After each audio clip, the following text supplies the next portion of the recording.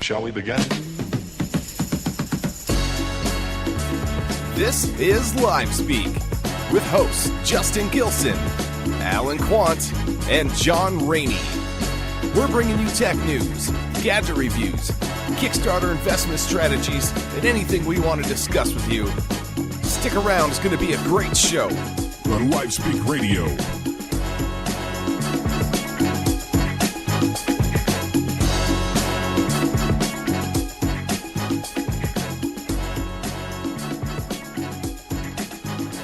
Welcome, everybody, to Live Speak Radio. It is May 18th, 2014. I hope you had a fantastic weekend.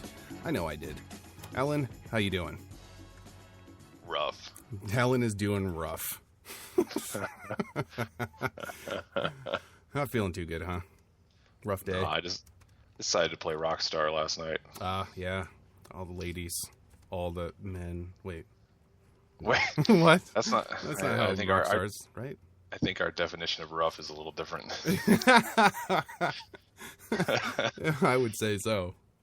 Yeah. A lot of bands were playing last night, though, right? I mean, there was a Crafty Devil. There was... Who else was there? It was basically our guitar player playing in like 5 bands. I don't know how he does that. He's got to remember all those songs in different bands. Yeah. Wow. Yeah. Well, it's just performing for like 3 hours, 4 hours. Yeah, that's tough. And totally different styles of music and different people you got to play with. And yeah, anyway, I mean, we hadn't practiced or played in like 7 months, so this was basically a practice. In front of people? Yeah. Yeah. So, yeah. That's nothing wrong with that. Sounds fun, though. I haven't heard of you playing for I don't know how long. It's been a while. Yeah. Drums have been in storage. Oh, yeah. Put the drummies away. Don't need to do it anymore. And then get them back out when you move out. Yeah. Yeah, I've been practicing on my steering wheel while I'm driving. Oh, that's even better, yeah. Yeah, when the police aren't looking, I pull the drumsticks out. Do you use your feet for the kick drum and use your brake? Yeah, people really appreciate it when I'm hitting the gas every time I hit the kick. I'm sure. That's funny. Well, you got a new little life there. I'm moving out. Mm-hmm. I found a place to move into. I can actually set up a little office, and there was just thunder just now. That's crazy. It's been nice all week. Yeah, it's a 2-bedroom, 1.5 bath apartment, 1,000 square feet, plenty, much bigger than what I have now. So that'll be nice to get into and be able to have the office set up and instead of being in a corner. But we do have some interesting stuff going on in the news, tech news today, this week, coming up. There's a lot going on with Microsoft. There's a rumor that Microsoft is going to unveil a Surface Pro 3 tablet at the Tuesday event that they're having. We'll see if that happens or not. But Microsoft is making a move forward to try and get consumers back to them because they've kind of screwed up, to say the least. So I'm not sure what their move is going to, but we'll talk more about that in the tech news in a little bit. We do have some funny... I want to share one of these, a WTF story, because it cracks me up. It's the Sugar Daddy University, actually launched in New York City, and it's exactly what it sounds like. It's just about being a sugar daddy. The guy Alan Action Schneider says there's no shame in being a sugar daddy, and he says, quote, "Sugar daddy relationships are ongoing, and they are as monogamous as other relationships, often more so. Many sugar daddy relationships evolve into marriage or long-term committed relationships. They're based on spoiling and pampering, and what's wrong with that?" Considered one of the New York's biggest promoters of the trend that sees rich, older men hooking up with young women who want to be spoiled and supported, Schneider is renowned for throwing lavish sugar daddy parties. I don't see anything different than a normal relationship, except for the fact that most of us men can't spoil, but exactly what woman doesn't want to be spoiled and pampered? Right. So next month, he's inviting wealthy bachelors to learn how to live the sugar daddy lifestyle at, the first ever Sugar Daddy Symposium at newly launched Sugar Daddy University. I just love that. The SDU, Sugar Daddy University. Wait, I don't get it. do they have a poor man's bachelor? That's a great question. Budget bachelors? Budget daddy? Yeah, budget daddy. We got to go for a twofer to dinner tonight. We don't have enough money. That's the real stuff we're teaching. It's funny. I can't believe that. They say it's not really a brick and mortar university, but there's a one night event at 235th. It's a popular Manhattan nightclub. So he's calling it a university, but he's going to just basically teach people. And he says, we will teach sugar daddies the secret to attracting, meeting, and creating long-term relationships with sugar babies. Isn't that just money? I would imagine. I mean, really, if you're a sugar daddy, you have money, and therefore you can pretty much date anybody you want. As long as they want to take your money. Yeah. So this is what people do. It's funny to me. I just don't get it. Yeah, I don't know. 235th, popular Manhattan nightclub. There you go. You can go there and become a sugar daddy. You can learn from Alan Action Schneider. Which is my weekend nickname. Yeah, exactly. I figured you would. That's why I didn't put a picture on the website. I don't want people knowing it's you. It is Alan Action Quant. Yeah. But I had to mention that one. There's some other funny WTF stories that I haven't been finding many WTF stories lately, but there's a couple that we have for later on the show today.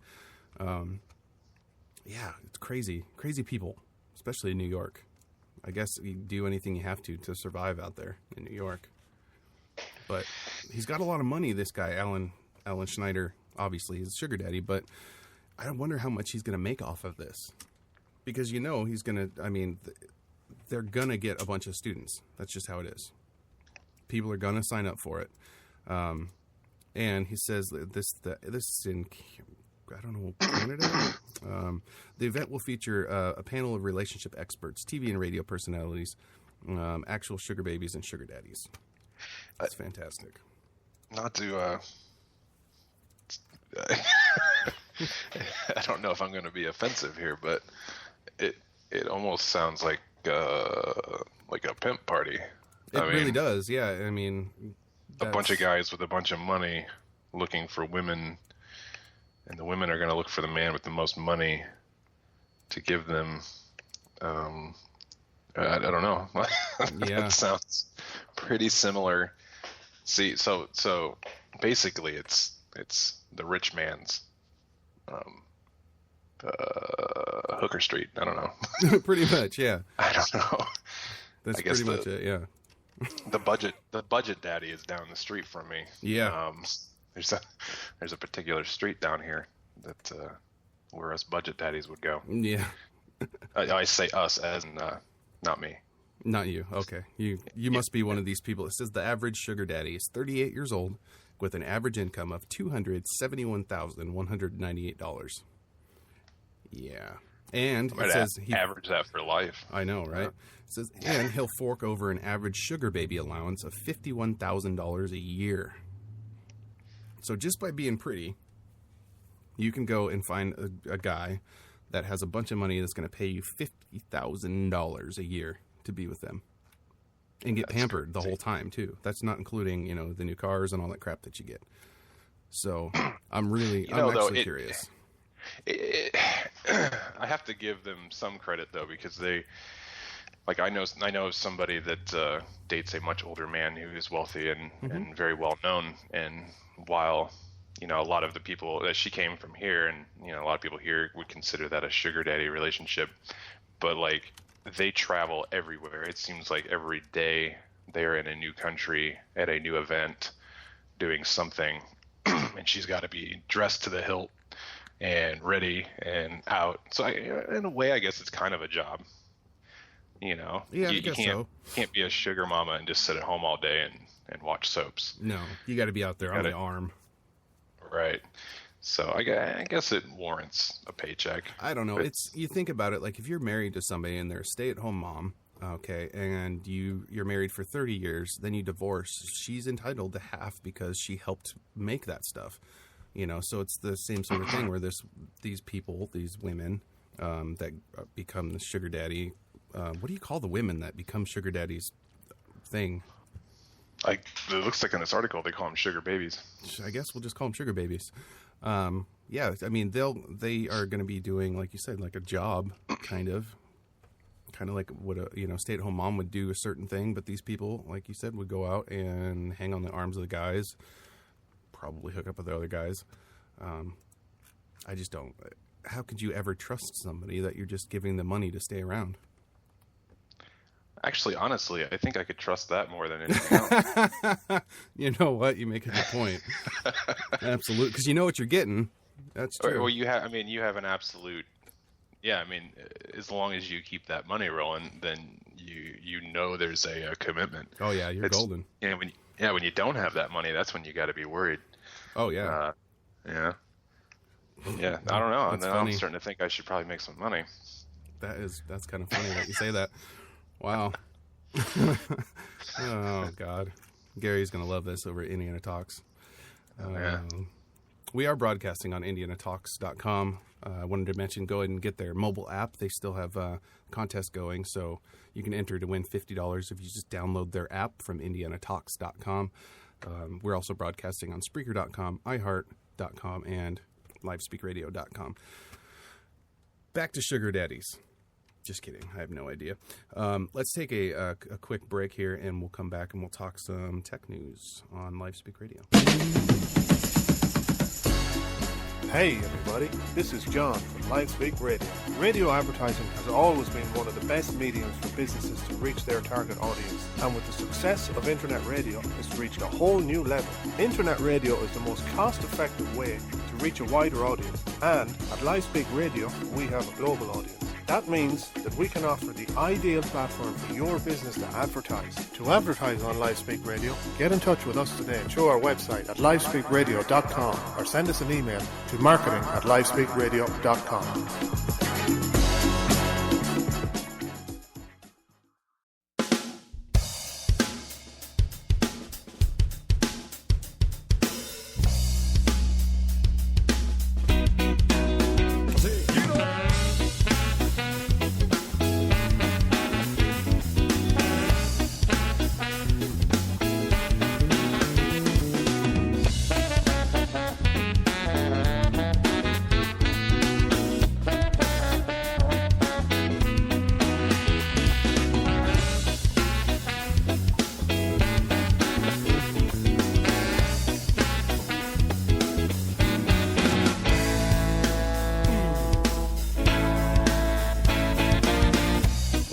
shot ain't ever enough.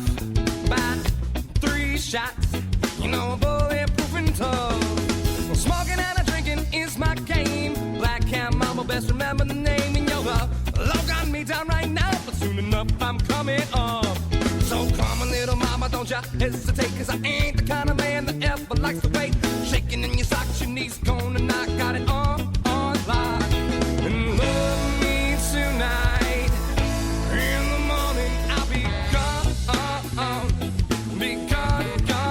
Yes, you better love me tonight. In the morning I'll be gone. Yes, I will be gone. Oh yes. Give me that a beat that's a hopping in the night that's hot. And then the Jones and in my ball to take me straight to the spot where we're riding and we're groping for what the other's hot. Cause if we don't stop, I said the beat don't drop it. Lovely lady, let's all head down for me. Here I'm the man with the magic hand, gonna set you free. And love me tonight, cause in the morning I'll be gone. I'll be gone. Yes, you better love me tonight. In the morning I'll be hey.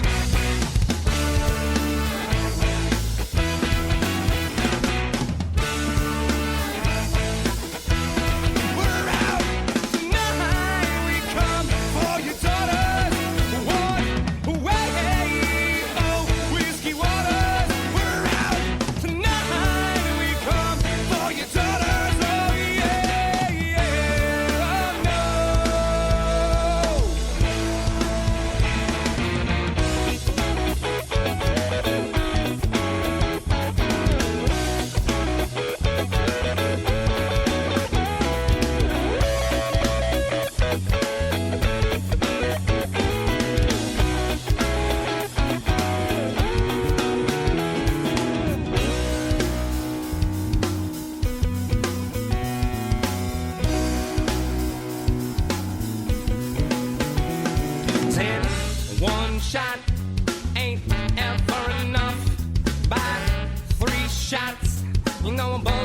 and tough. Smoking and a drinking is my game. Black cat mama, best remember the name in your cup. Log on me down right now, but soon enough I'm coming up. Well, I'm coming on up. And I'm coming on up. But you better love me tonight.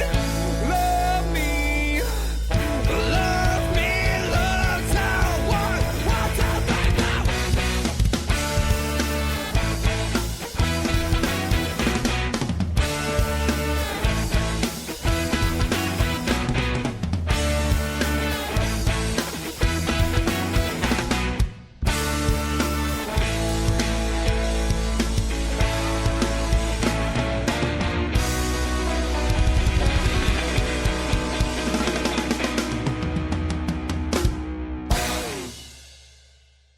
Welcome back, everybody, to Live Speak Radio. That was Black Cat Mambo with One Shot. I love Black Cat Mambo. I'm glad you showed them to me, Alan.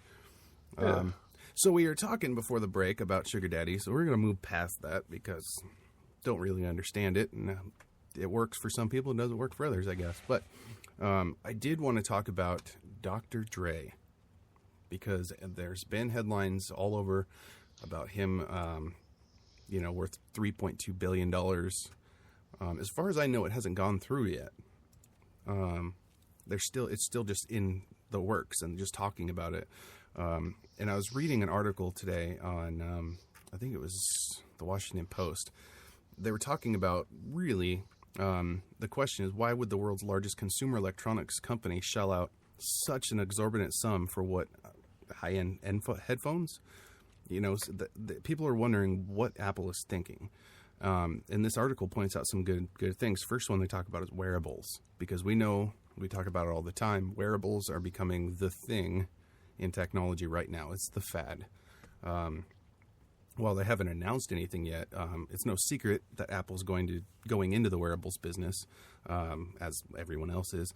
And rival companies like Samsung and Microsoft are all investing hundreds of millions of dollars to start on their plans to enter the wearable tech world. So as of now, Apple is behind the curve.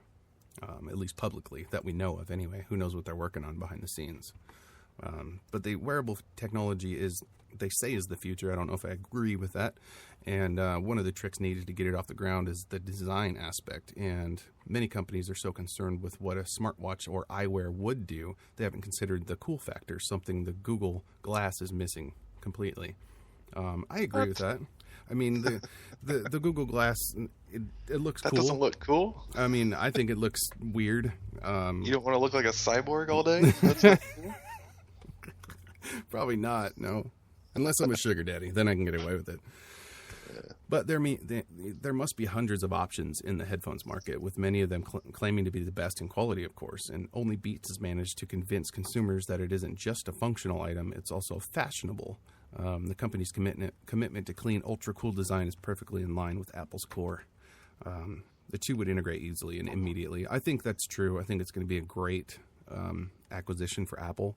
I'm just curious what they're going to do and how they're going to keep moving on it. Well, it's a good. It makes sense because, one, they're good quality, which Apple's known for. Plus, the design matches Apple. Although it is interesting because Apple doesn't really get into the colored thing too much. Although, it did with the 5Cs. Yeah, that's true. But I don't know if that did any well. Yeah, I don't know, but it's a good step because it's just them owning more of the pieces of the puzzle. Yeah. Because the headphones that come with your iPod are junk. Yeah. I mean, they're not horrid. No, but they're just basic. Yeah, I mean, they're not $5 earbuds, but they're definitely not the Beats. They're not anything professional. Your odds are you're going to buy some other sort of headset. Yes, if you're serious about music, absolutely. Right, so why not package it together? Why not bundle it? I mean, why not take that $400 iPod and turn it into a $600 iPod with a pair of Beats? Yeah, and and the Beats app that goes with it, which is the streaming service. Right. That's the other thing they're going to get. And because iTunes, let's face it, is terrible. They do. I mean, does iTunes stream? I forget. I don't know. The podcast is the only thing I've I thought Well, they yeah, streamed. yeah, it's true, I guess. Yeah, but it's not like a Pandora style. Absolutely not. No, that's the one thing Apple is. I know that's one of the biggest things they're getting into, because right now Beats, you can get Beats on HP computers, and there's Chrysler cars that come with Beats now. So you're going to be seeing the Apple Beats. I don't know what they're going to call it, but iBeats. That just made me laugh. We'll see. I mean, they had the iTunes Radio for a little while. I don't know if that's still up, but we'll see. So they're talking about the wearables. That's one side of it. The other thing is the sound quality. Like you mentioned, is the headphones that come with them aren't the greatest in the world. And one of the greatest strengths that Beats has is its branding. While hardware is certainly the largest segment of their business, the name Beats already carries a valuable cache, and its growth has begun. Like I said, HP computers come with it now. Chrysler is also on board with Beats branded technology in their newer models. Now, while audiophiles, I don't like that word, around the world may have varying opinions about Beats quality, I've never heard a Beats headphone. No, actually, maybe I have one once in Best Buy. Yeah, I think that's the only time I've ever heard them too. I mean, they're I can't speak to their quality as far as like if you're an actual music producer, Right. And that might be where It might be way different, yeah. Well, that might be where people are complaining more. You get into the area of audio, and it's such a crazy. It's just nuts. I mean, we're working in recording studios and stuff in the past, and being around people, engineers and stuff. It's amazing how important the audio is, like just in the studio, but the difference between what you hear in the studio and what ends up being put out is so different. When I first started trying to get into learning how to record bands and stuff, I learned right away that running the sound through my home stereo system was a very bad idea, because what I hear is absolutely not what other people are going to hear. Your stereo system's already got like an equalizer on it. You've got your bass and your treble set at a certain level. You might have Dolby running. You have all these things running, filtering out the sound before it even gets to the speakers. Right. So what is actually being done on the computer when you're actually editing is totally different than what you're hearing once it gets out to the speakers. So what you're handing off to people isn't what you're hearing. So that sound is extremely important. So I could imagine the professionals whining a bit about it. Yeah. But on a consumer level, I don't think consumers know enough to really know what is a good sound. I mean, you know what a bad sound is. Oh, absolutely. You can, yeah. But, yeah. So I don't know. It depends. Like you said, you have studio headphones, you have music headphones. It's kind of like they say, the eye of the beholder. It's kind of in the ear of the beholder. It's I don't have the greatest hearing in the world, so it may not sound good to me. Who knows? But I have. Well, yeah, that's a whole other yeah. piece of the puzzle too. Is everybody's ears are different. And I've totally destroyed my ears over the years, and I don't hear anything I don't hear things the same way you do. That's for sure. I mean, right. I hear less out of one ear than I do out of the other. Mm-hmm. Me too. Yeah, so who knows what I'm actually hearing and what they actually meant for me to hear. Right. Exactly. So then they move more towards the streaming music, which I know they want to get into. And digital music sales began to slide for the first time this last year, and physical retail has been declining at horrible rates for years now. Nobody goes to the Apple store to buy iTunes gift cards or anything anymore. Why would you? Basically, sales of singles and albums are not the way of the future. While Apple may have revolutionized the way we consume music with the iTunes, over a decade ago, they're not the leader anymore. Their Pandora, Spotify competitor, iTunes Radio, has so far been a bust. But the company is smart enough to know that the streaming is the way people will be listening to music for the foreseeable future. Everybody wants their cake and eat it too sort of thing with music now. It's like, I want to listen to this artist, but I want to listen to this one also next, and I want to just pick every song, and instead of just listening to an album.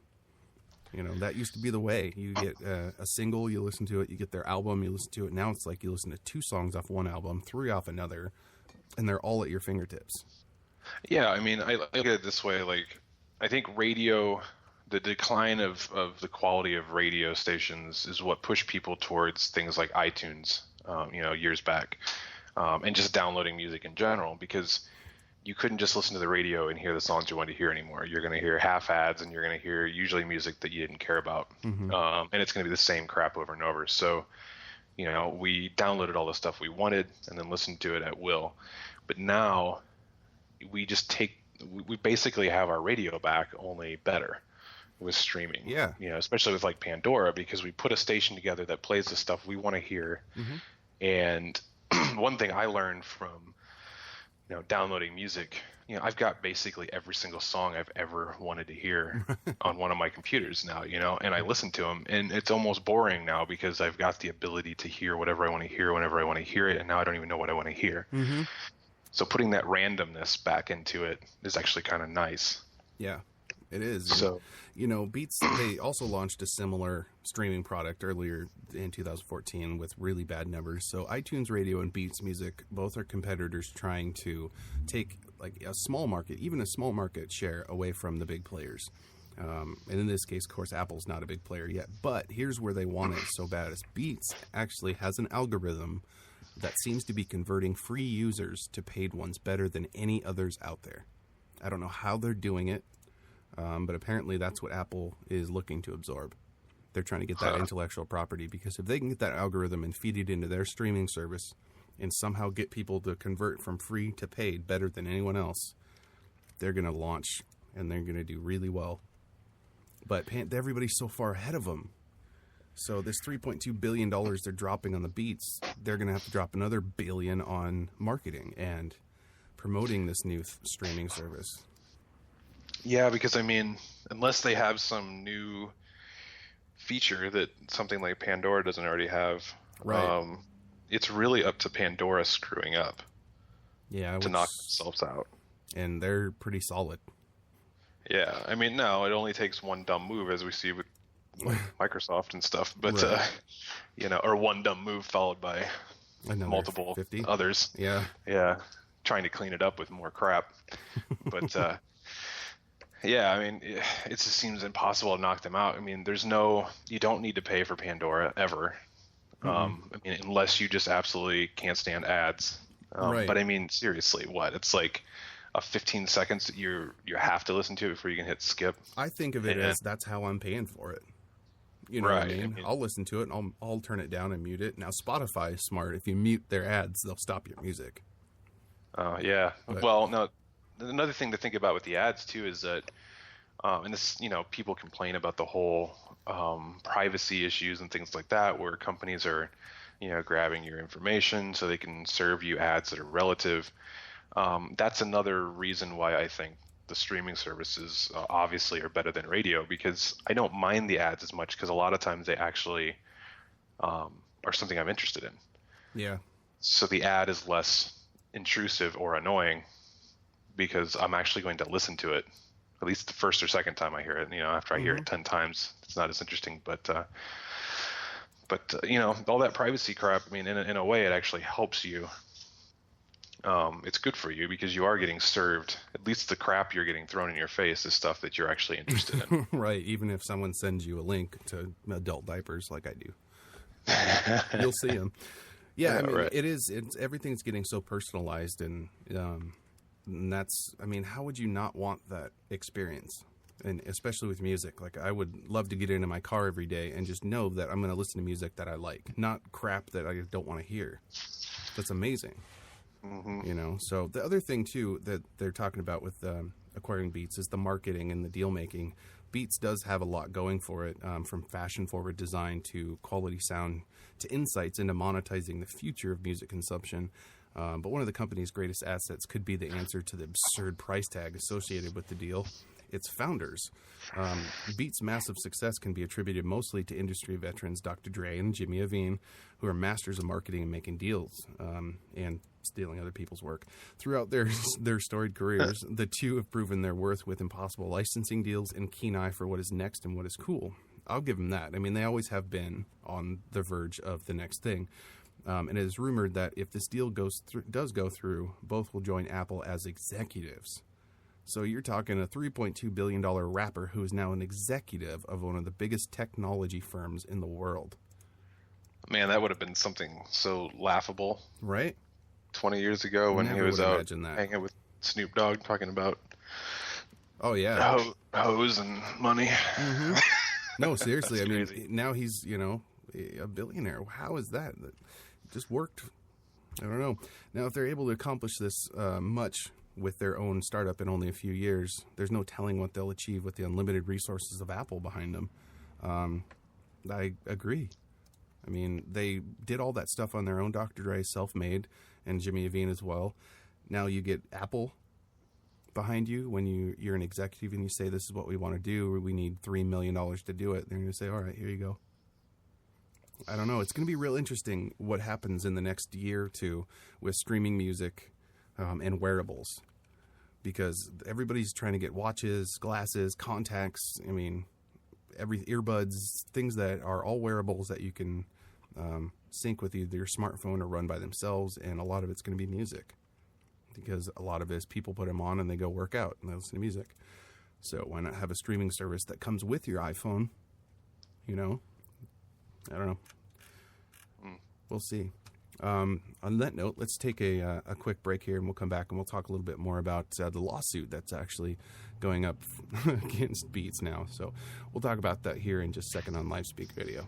Need a do-it-yourself with your website? Let the gurus at thedigitalcraft.com teach you how to build, design, and maintain your website at an affordable price. They offer private training on web programming, graphic and web design, video production, motion graphics, and expert consulting. Book your session today on Facebook at facebook.com/thedigitcraft and check out free tutorials at youtube.com/thedigitcraft or take our courses on udemy.com. Thedigitalcraft.com, your web and design gurus. Maybe it's a thundercloud passing by. It's heavy like an undertow in my mind. It's a flood down below, young blood running high. If it's geeks you want, then it's geeks you got. You're listening to the Geeks of LiveSpeak, Justin Gilson, Alan Quant, and John Rainey. We won't keep you any longer. Back to the show. Welcome back, everybody, to LiveSpeak Radio. Again, wanted to mention you can listen to us on IndianaTalks.com or their mobile app. Head over to LiveSpeakRadio.com to catch the news and all of the stories from the show. Also, thedigitalcraft.com if you want to head over there and learn some digital crafts, get some tutoring from Alan himself. Head over there. So we were talking before the break about Beats and everything, and I found another article, of course, that Beats is being sued. Go figure. They've been hit with a $20 million, or a little over $20 million lawsuit. The MOG founder claims he was hired and deliberately fired before he could collect his equity grant. Dr. Dre's, he basically, I'll read it to you here. According to the lawsuit, Hyman entered into a purchase agreement for MOG in June 2012. Hyman was brought aboard as CEO, and nearly the entire MOG team was brought aboard the company. The suit claims that under an incentive plan adopted during Hyman's tenure, he would be entitled to compensation, including 2.5% of the company's currently outstanding equity interests, with 1% due on the first anniversary of Hyman's date of employment, and of course subsequent installments due in subsequent months. The suit also claims that he was promised a grant of 25% of the company's outstanding equity interests following adoption of the incentive plan if the company achieved a fair market value of $500 million or more, which they did, with $3.2 billion. So the suit says, however, after bringing most of the MOG team along, Hyman never reached his first anniversary with the company and he was fired. So the suit says that Hyman was terminated for attempting to fire a problematic employee, but also claims that his sacking was part of a deliberate effort to deprive him of his compensation. So he was supposed to get to that year, and then once he gets to the year, he gets all the money and subsequent payments. He didn't make it. He got fired. So they're suing him, saying it was basically wrongful termination. And, of course, Beats has not responded to any comment on it. So this will be the first. This is the first of many, I'm sure, people that are going to be suing Beats. Because he didn't get that way by being nice to everybody. That's for sure. No, I mean, I came up with the idea like 10 years ago, so... Yeah, I remember you saying that. I remember watching you do that, yeah. So, should probably put up a $30 million lawsuit. Oh, yeah. Now, the other interesting... I was reading about this, Dr. Dre's son, I was telling you this earlier, is he doesn't actually get any money from Dr. Dre anymore. This $3.2 billion acquisition, none of it will be going to his son, and his son says he's fine with that.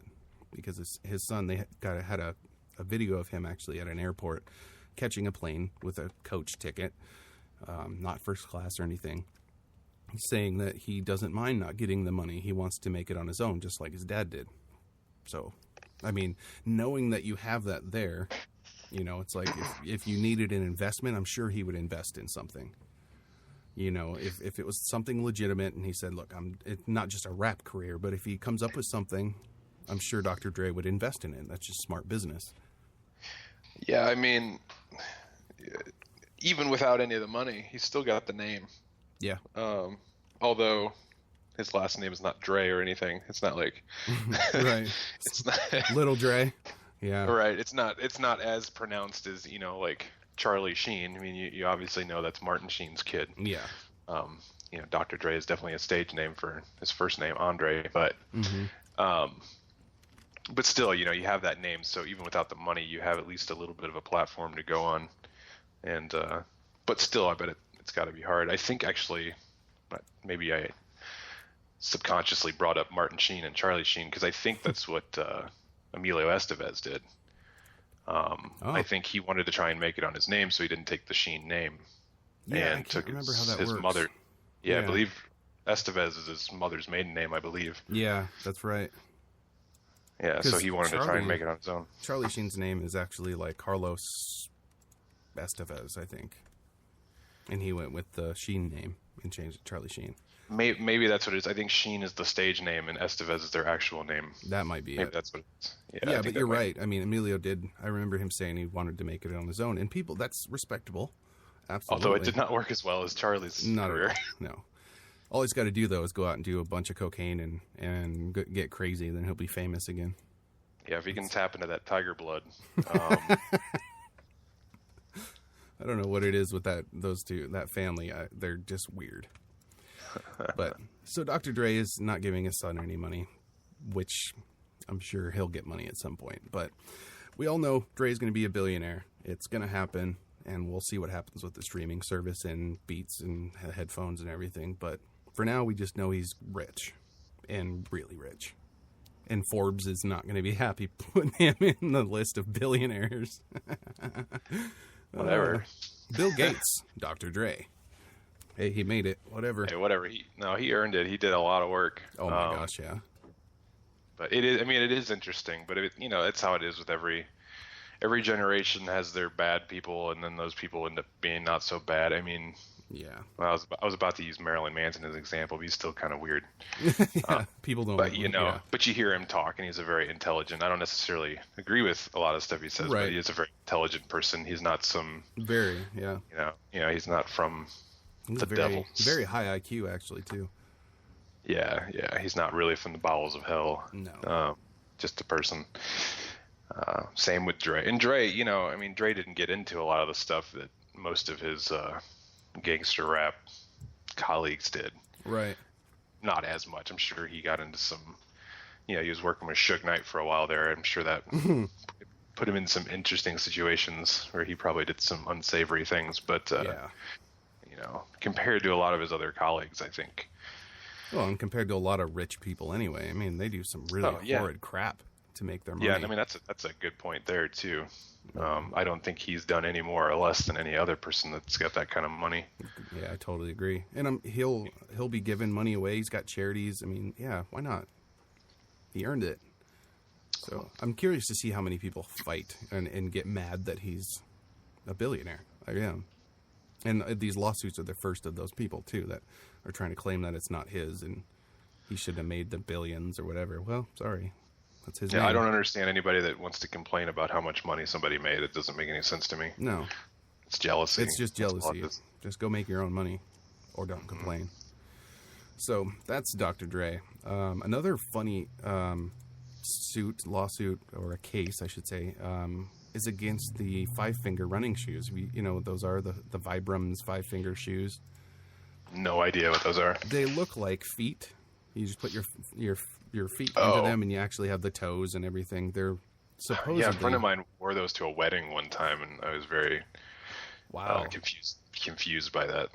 They matched his outfit. But, it's definitely an interesting choice. Well, what got them basically, and I'll read the story in a second here, is that the health claims.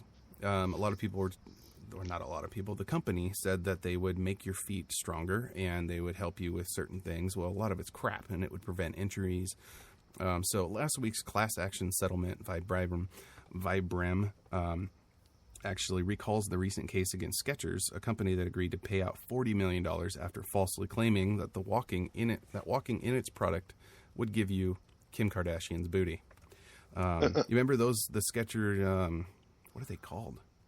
Those weird walking shoes? God, I don't know. I kind of remember, yeah. You know what I'm Never talking been a about. shoe person. They're like curves, or I don't know. But the difference between the two cases, as much as there is one, appears to be the readiness with which we, the public, consume this crap scientific PR from any company, and running shoes in this instance. So let's take a look at the actual science that was on trial. To recap, the suit against Vibram's five-finger line of minimalist running shoes was filed by Valerie Besdick in March 2012. She claimed the company deceived customers by advertising that its shoe could reduce foot injuries and strengthen foot muscles without basing those assertions on any scientific evidence. After some legal haggling, Vibram decided to settle with Besdick and others from California and Illinois who joined in the class action suit, of course. As part of the settlement, the company agreed to refund up to $94 per pair of shoes and to deposit $3.7 million into an escrow account to be distributed among those who purchased a pair of Vibram Five Fingers between March 21, 2009 and the settlement date. Or the settlement. So, it seems like a victory for the little guy, for all those who were, of course, duped into believing the ridiculous toe shoe could reduce running injuries, but in truth, Vibram only settled to minimize the public relations damage and to avoid any additional legal expenses, and is given the standard denial of wrongdoing that goes along with most of these settlements. So what's the deal? Was the company lying about its product, or was there some evidence to suggest that these shoes could really prevent injury? As it turns out, there are just a handful of peer-reviewed studies examining the company's claims, and the results paint a mixed picture. Barefoot running has been around for centuries, but it has enjoyed renewed popularity the last few years because of these. Part of that has to do with Born to Run, Christopher McDougall's book about Tarahumara Indians who figured out how to run hundreds of miles without rest or injury within Mexico's Copper Canyons. A number of scientific papers support the claim that going barefoot is healthy and natural, and running shoes are not unnecessary, but also potentially dangerous. For most of us, running barefoot isn't practical. I see plenty of glass and nails and things on the road, so I don't think I could go jogging. So a company called Vibram created these shoes, the Five Fingers, and it was supposed to mimic the barefoot experience while providing a thin layer of protection. And it seems reasonable, but the first small study to formally examine the claims made by Vibram was released in 2009 and looked at how the shoe affected 8 experienced barefoot runners. Each participant was given a pair of Vibram Five Fingers and instructed to run for 6 minutes at 12 kilometers per hour on a specially calibrated treadmill that could measure stride length and frequency, foot pressure distribution, and a host of other variables relating to the foot-ground interface. The runners then performed the same experiment barefoot, and then again with a conventional running shoe, and the researchers concluded that the Five Fingers model was effective in imitating the barefoot conditions while providing a small amount of protection. The study was tiny, just 8 participants, and only examined experienced barefoot runners, but it reaffirmed conventional wisdom about the shoe. It was like running barefoot, but safer. Sure. Interesting. Yeah. Yeah, you would think that, I don't think this was marketed to the small chunk of people that run barefoot. I think it was marketed towards the people that don't run barefoot but would like to. Right. So that test was kind of bogus. Yeah, and it's things took a turn. It says, however, when more researchers began to investigate whether the five finger could actually prevent or limit injury, as the company claimed. In a 2013 study, 36 experienced recreational runners underwent magnetic resonant imaging, or an MRI, before and after a 10-week trial of running. 17 subjects were in the control group. They ran in their traditional shoes, while the other 19 were in the experimental group, gradually transitioning to the five-finger shoes. Using MRI, the severity of bone marrow edema, the fluid that accumulates after inflammation or injury, was scored on a range of 0 to 4 for all of the runners. 0 equals no bone marrow, 4 equals edema in more than 50% of the length of the bone. MRI scores revealed that subjects in the Vibram group had more bone marrow edema after 10 weeks of running than those in the control group with tennis shoes. Researchers ultimately concluded that runners transitioning to the Vibram Five Fingers needed to do so very slowly to avoid potential stress injury in the foot.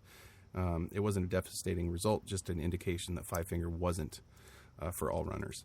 So it's the same thing that goes back. I was watching this show, John Oliver. He does a show last week tonight on HBO. It's really funny. He did a segment on Palm Wonderful. The pomegranate drink, Palm Wonderful. There was a claim. They actually sued Coca-Cola because Coca-Cola had a juice. They put out a juice that said it had pomegranate juice in there when it actually doesn't. Well, it has a tiny, tiny, tiny, tiny bit of pomegranate juice. Okay, that's fine. Well, John Oliver turned it around on Palm Wonderful because Palm Wonderful has, from day one, had absurd ads about cheating death, about prostate cancer, about, the amount of health things that they've talked about that pomegranate juice is supposedly supposed to help is ridiculous. So it's funny that they're suing Coca-Cola about wrongdoing because Palm Wonderful, they're saying the same crap. It goes all the way back to a case in like 1986 where a company was able to say whatever they wanted on their product because of free speech. So once that got passed, everybody realized I can say whatever I want about my product. It doesn't have to be backed up. I can say it, I can advertise it, and Palm Wonderful does that, and they say all kinds of stuff. So it goes back and forth. You're going to have people that like it, people that are going to hate it. There's going to be people that research the scientific claims, but we as the public and the consumers need to be smarter and realize that what people are claiming about products might just be fake. Yeah, that there's a fine line there. An ad telling me that I'm going to get Kim Kardashian's rear end from wearing shoes, I would hopefully most people know that would be false. Well, yeah, I would think so, but the way they do it is they make it look so good on TV, and that there's a scientific research that went into it when there's only 8 participants in it. They're good at it, and with these shoes, these are a little different because these are. The booty thing was just ridiculous to begin with. But these feet thing, I can see how that is a little more misleading. Yeah. If you're actually claiming it's going to do certain things. And prevent injuries and all this stuff.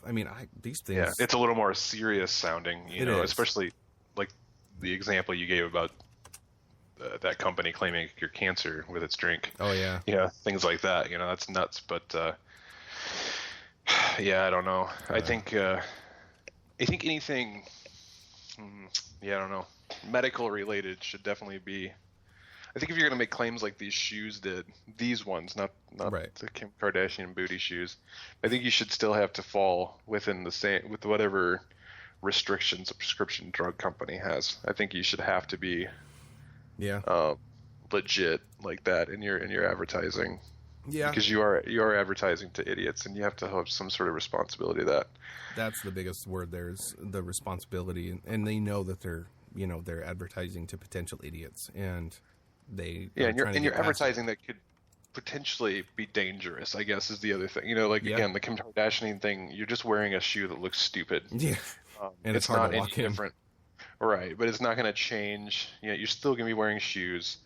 You're not putting yourself into danger, except for maybe if it is hard to walk in, you might fall or something. But this is getting people who would normally be wearing shoes to not wear. I mean, I guess they're technically wearing shoes, but you're trying to get somebody to change their habits and lifestyle by not wearing real shoes. Yeah.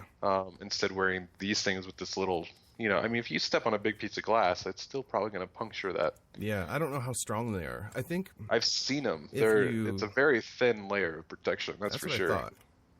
Yeah, I don't see it being. It's just enough so you can walk on little stones and stuff and not hurt your feet. But if you're really that serious about it, I understand. Maybe this is a good way of starting your barefoot running, so you can get used to it using a little protection, and then get into regular barefoot running. But I mean, the fact that they're showing that the edema is way more in your bones and your joints when you're barefoot, that's obvious, right? I mean, it's going to hurt more. That's a lot of pressure per inch going into your bones and your feet.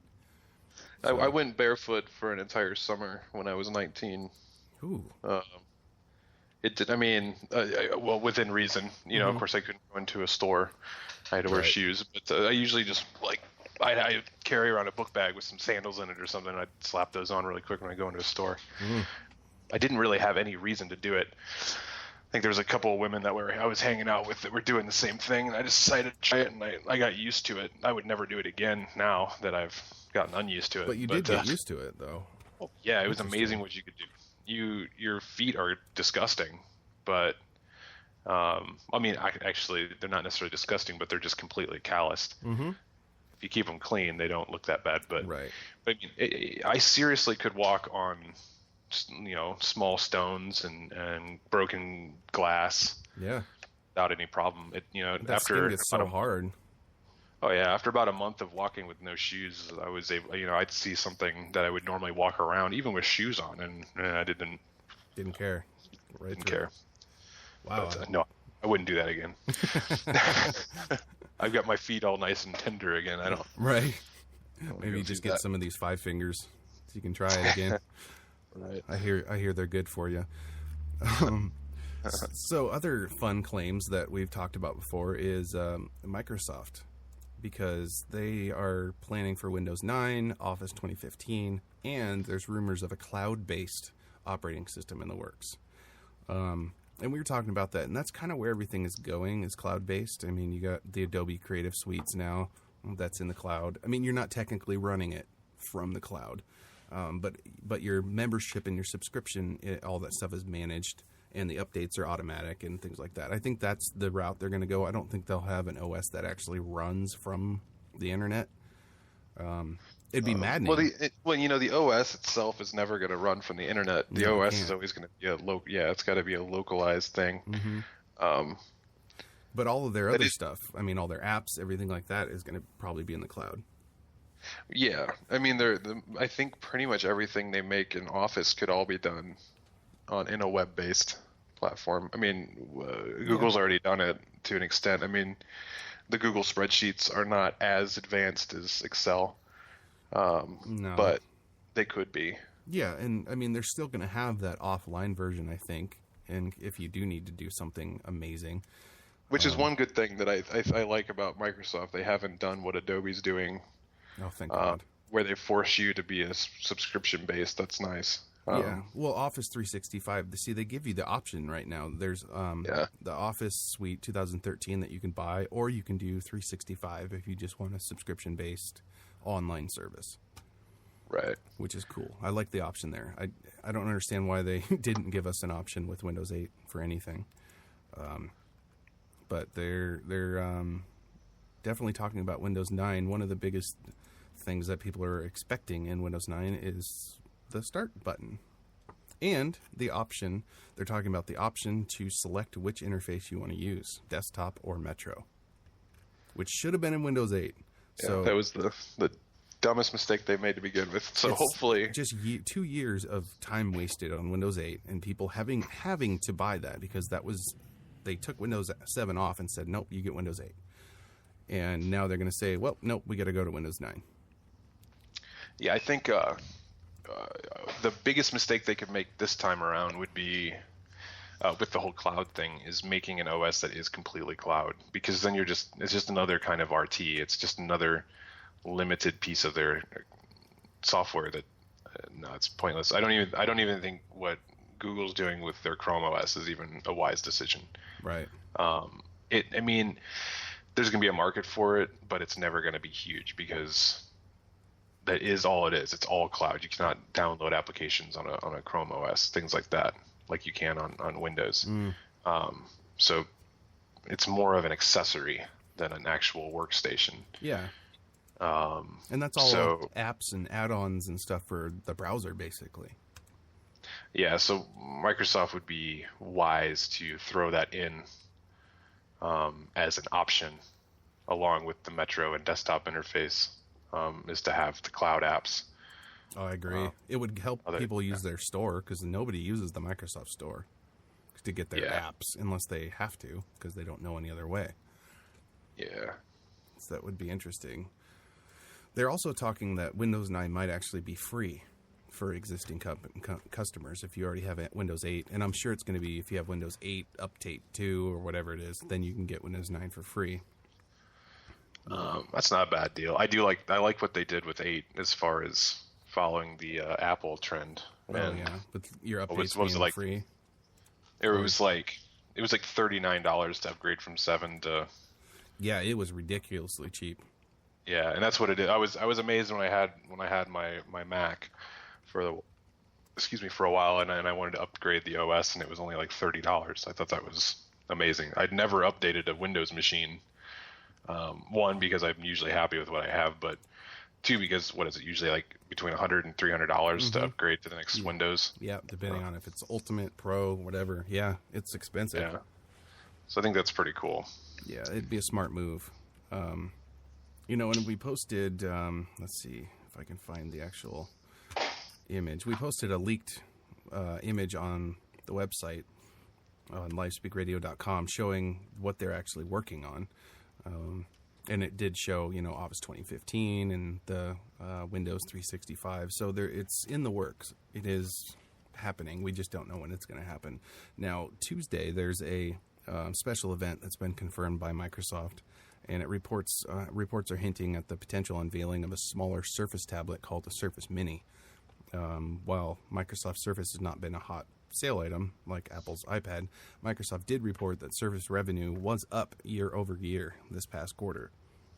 Other rumors point to the possibility that the latest Windows 9 system could be free, like I said, or for existing customers, but consumers will have to wait until the speculated arrival date of the first quarter of 2015 to find out if this is just a rumor or reality.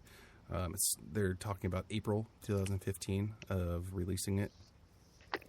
In other Microsoft Corporation news, though, the company has decided to remove the Kinect from the Xbox One and sell the console separately on its own for $399.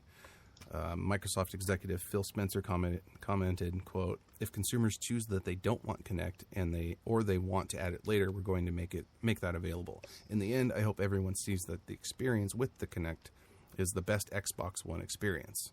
So instead of just letting people have the Kinect with it, they're going to sell it separately. Another Microsoft move. The Kinect, that's an interesting thing. I've heard of a lot of really cool stuff you can do with that as a developer. Oh man, I saw something today on I think it was like a Doomsday Bunkers thing. Anyway, somebody took an old missile silo, turned it into basically a little city, and in all the rooms, because they're worried about people being in isolation, they have big TVs or screens on the walls in portrait mode or whatever.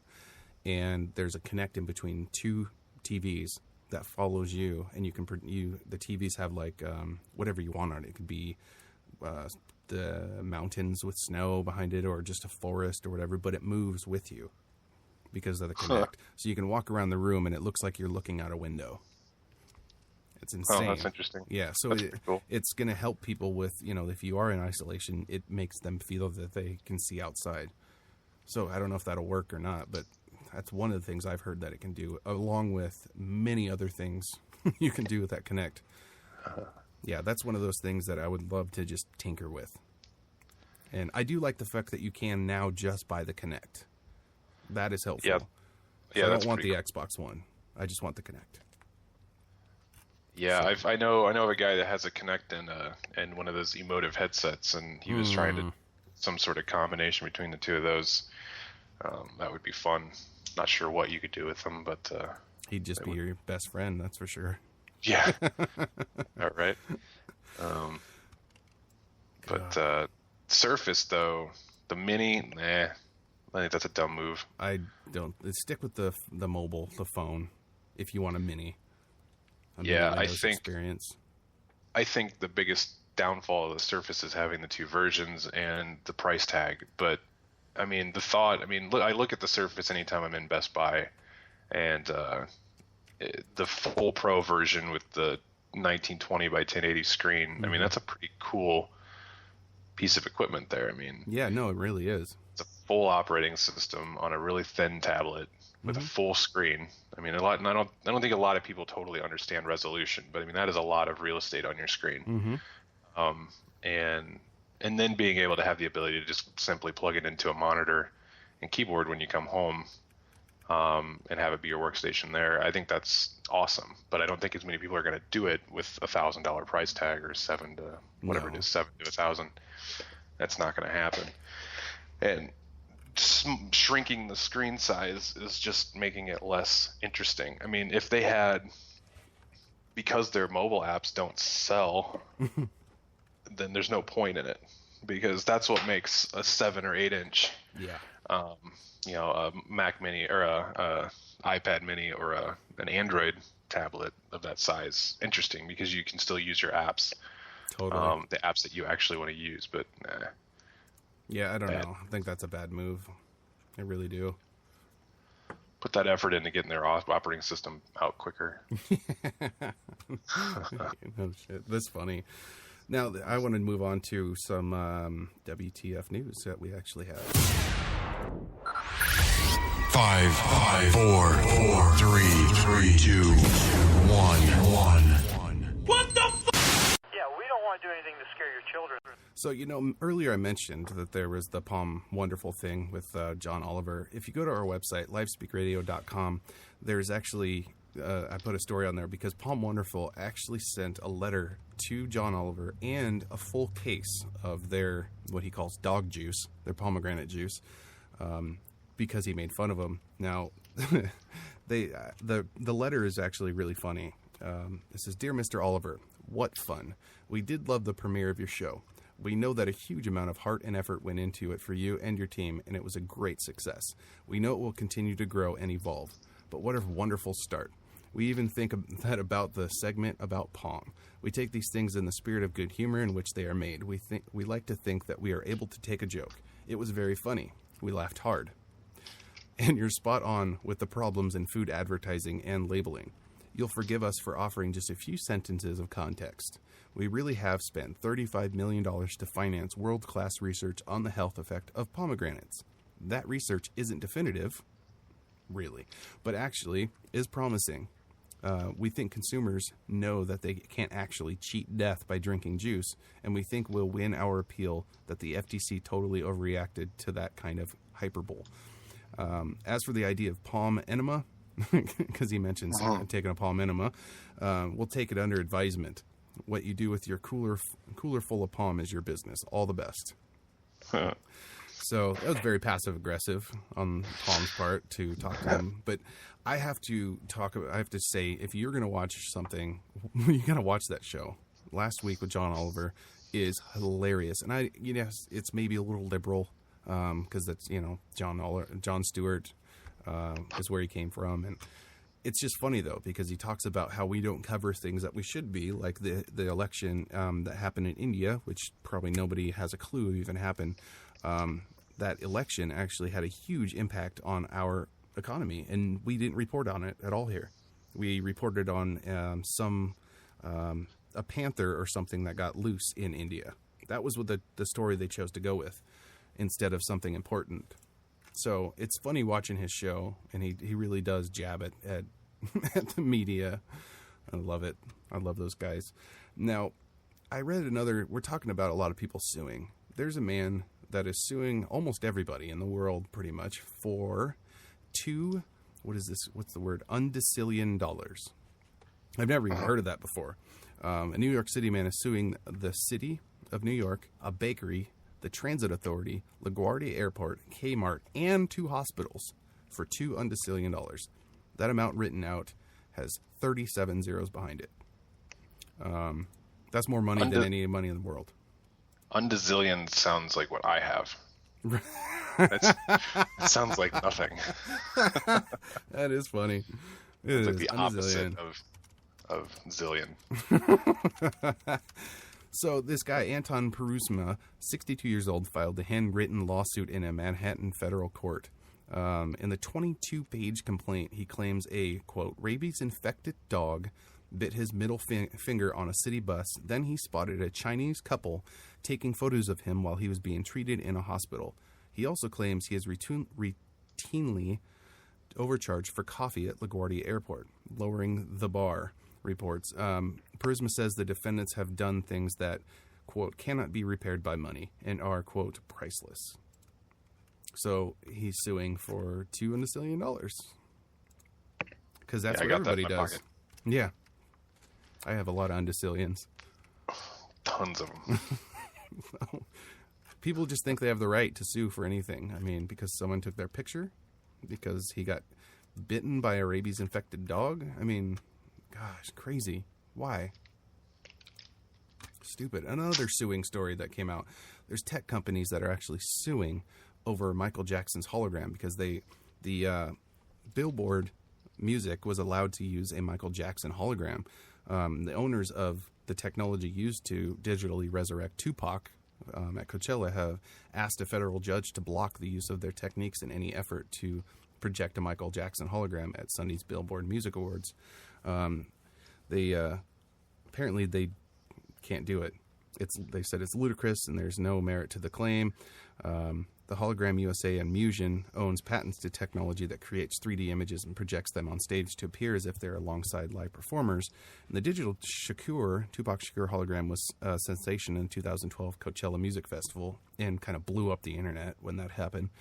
The companies say Musion eyeliner has been used without authorization by a competitor to create a segment that depicts Jackson performing a new song, Slave to the Rhythm, at Sunday's awards show. Hologram USA obtained the rights to the patents after the bankruptcy of Florida Effects House Digital Domain, which created the Shakur performance. Thursday's lawsuit also names Atlanta-based Pulse Entertainment, Inc., whose CEO is the former head of Digital Domain, according to the complaint, and Pulse is accused of using the hologram techniques without a proper license. And from what I've read since that, the judge actually ruled that they can use the Michael Jackson hologram. I think it's creepy. I think Michael Jackson in real life was creepy. No, you have one that you can't get rid of. Right. I think I think the whole thing though is just eerie. Like the family can't be happy about it, or maybe they are. I don't know. It just seems to me like it'd be weird seeing your dead relative performing. Yeah, I know, right? I don't know. And with the Jackson family, though, they probably think, well, we can make money off of this, so go for it. They didn't really care too much for Michael. That's Some for of sure. them. Some of them, yeah. So, everybody's sue happy. So if you want to sue for Michael Jackson hologram or $2 undecillion, this is America. Do it. Do it. America. This should be our new slogan for the show. Do it. It's America. Good Lord. I want to actually end with... we were talking about coding. You showed me that TED Talk about coding for a new world, basically. Government. And, for government. And it was like a 10 or 12 minute audio clip, and I'm gonna end the show with that, and everybody can listen to it. But Jennifer Palka is the one that talks about this, and I listened to it just a little while ago, and it's pretty cool. I mean, the way things are becoming, there's apps for different things. She talks about an app called Citizens Connect, and somebody put a picture on there of, they had like a raccoon or can't remember, some kind of animal in their trash can. They didn't know how to get rid of it. So somebody came by and got rid of it and posted it on the Citizens Connect. Done. Took care of it. See you later. So there's all different ways that it's connecting people together, and all through apps and technology and coding. So this is, I'll go ahead and play this. Jennifer Palka from the TED Talks will be here next week on Live Speak Radio Sunday at 2 p.m. Pacific time, 5 p.m. Eastern time. We actually are going to have John on next week. John's going to come back. Yeah, he's going to come back on the show next week, so we can talk to him. I know, right? I talked to him on Skype yesterday for the first time in I don't know how long, and it was awkward at first. It was like, we both said hello, and then it was like, well, how are you? Yeah, but we talked for like an hour, and he fell asleep. He's a busy man, very busy. So he'll be on the show. But again, head over to livespeakradio.com if you want to read any of these stories from today or see pictures and things on the website. You can head over to thedigitalcraft.com if you want your tutoring and you want to learn how to make some websites and pretty much anything digital. Head over to indianatalks.com, check out their mobile app, download that for a chance to win $50.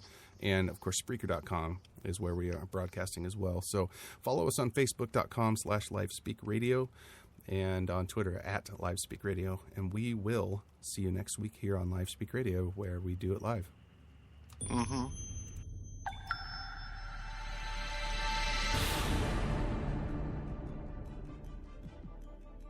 TED Talks are recorded live at the TED Conference. This episode features code activist Jennifer Palka. This talk contains powerful visuals. Download the video at TED.com. Here's Jennifer Palka. So a couple of years ago, I started a program to try to get the rock star tech and design people to take a year off and work in the one environment that represents pretty much everything they're supposed to hate. We have them work in government. The program is called Code for America, and it's a little bit like a Peace Corps for geeks. We select a few fellows every year, and we have them work with city governments. Instead of sending them off into the third world, we send them into the wilds of City Hall.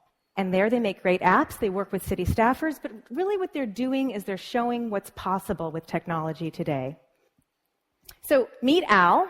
Al is a fire hydrant in the city of Boston. Here it kind of looks like he's looking for a date, but what he's really looking for is for someone to shovel him out when he gets snowed in, because he knows he's not very good at fighting fires when he's covered in 4 feet of snow. Now, how did he come to be looking for help in this very unique manner?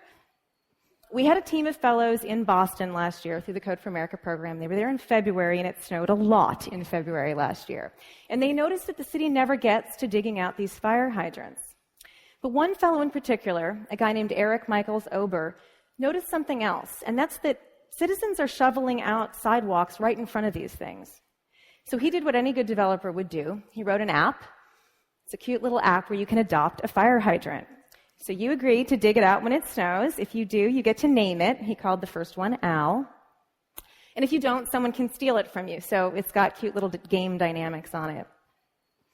So this is a modest little app. It's probably the smallest of the 21 apps that the fellows wrote last year. But it's doing something that no other government technology does. It's spreading virally. There's a guy in the IT department of the city of Honolulu who saw this app and realized that he could use it, not for snow, but to get citizens to adopt tsunami sirens. It's very important that these tsunami sirens work, that people steal the batteries out of them. So he's getting citizens to check on them. And then Seattle decided to use it to get citizens to clear out clogged storm drains. And Chicago just rolled it out to get people to sign up to shovel sidewalks when it snows.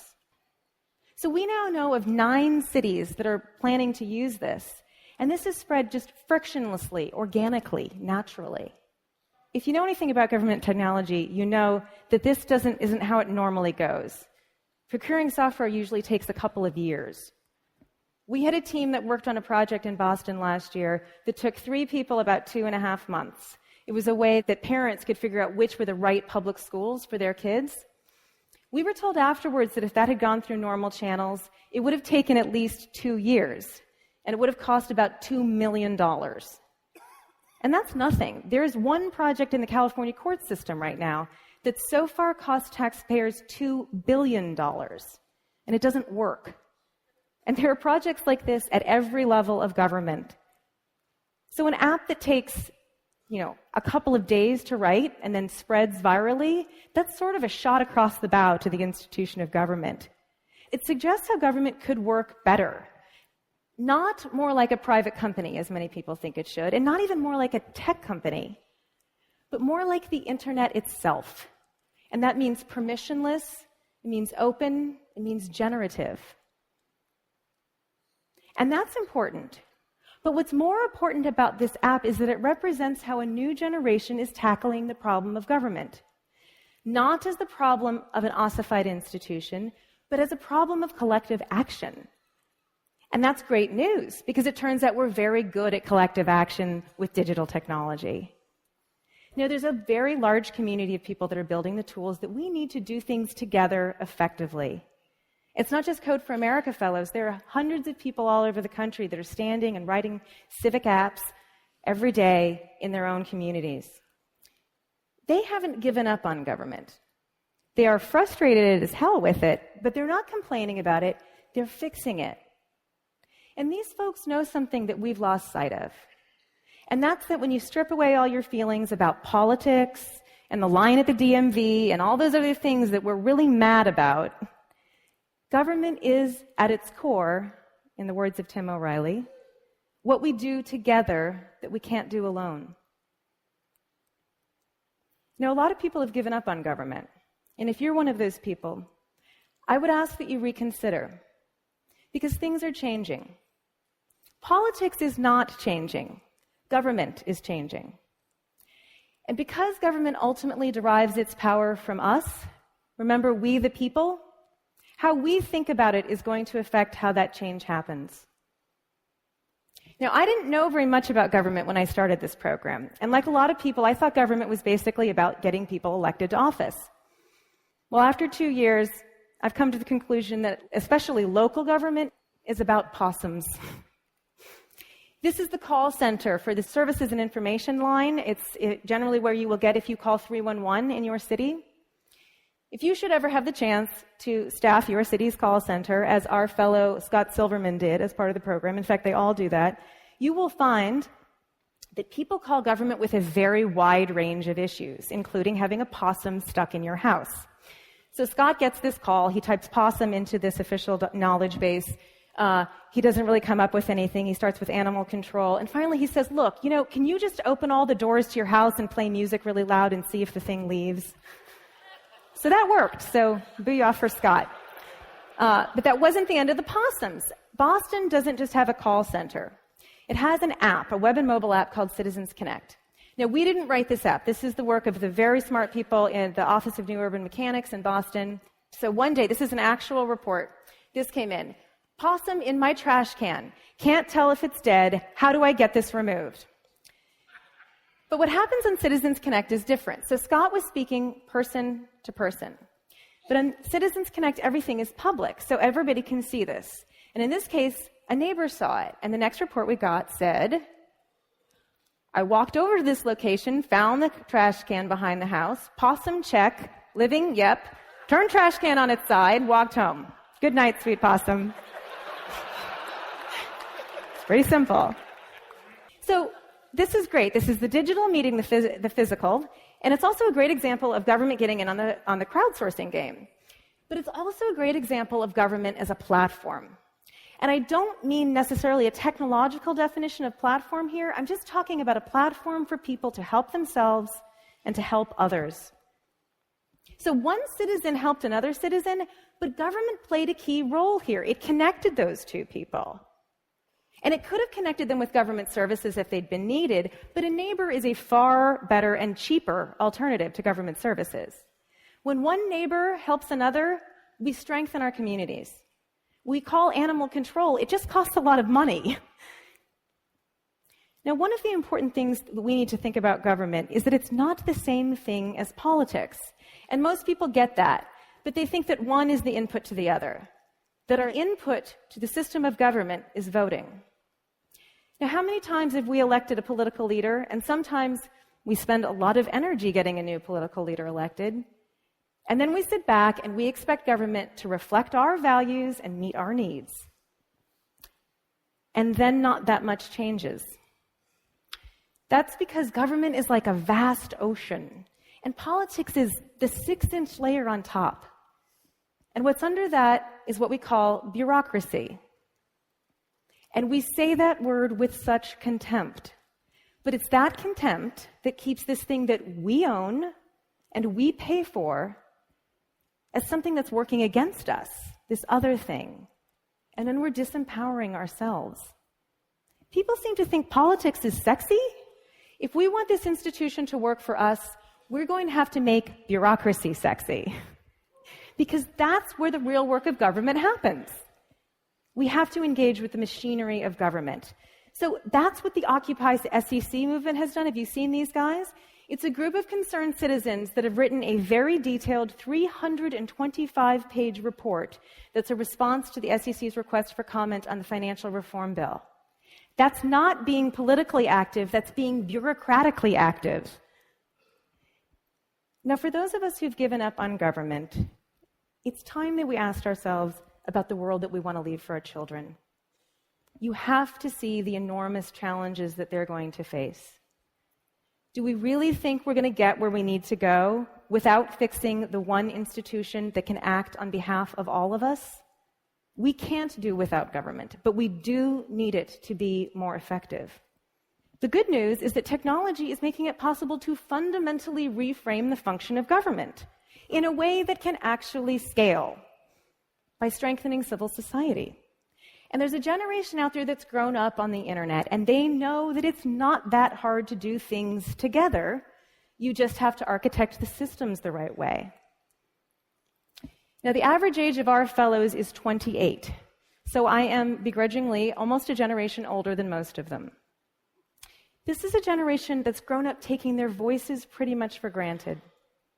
They're not fighting that battle that we're all fighting about who gets to speak. They all get to speak. They can express their opinion on any channel at any time, and they do. So when they're faced with the problem of government, they don't care as much about using their voices. They're using their hands. They're using their hands to write applications that make government work better, and those applications let us use our hands to make our communities better. That could be shoveling out a hydrant, pulling a weed, turning over a garbage can with a possum in it.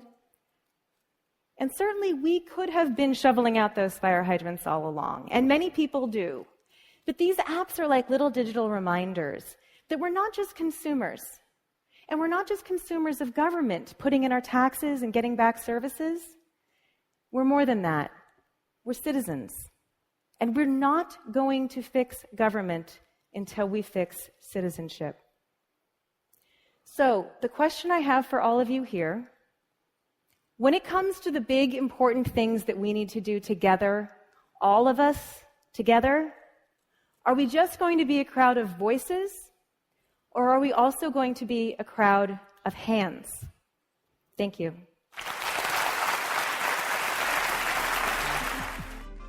That was Jennifer Palka, recorded at TED 2012 in Long Beach, California, March 2012. For more information on TED, visit TED.com.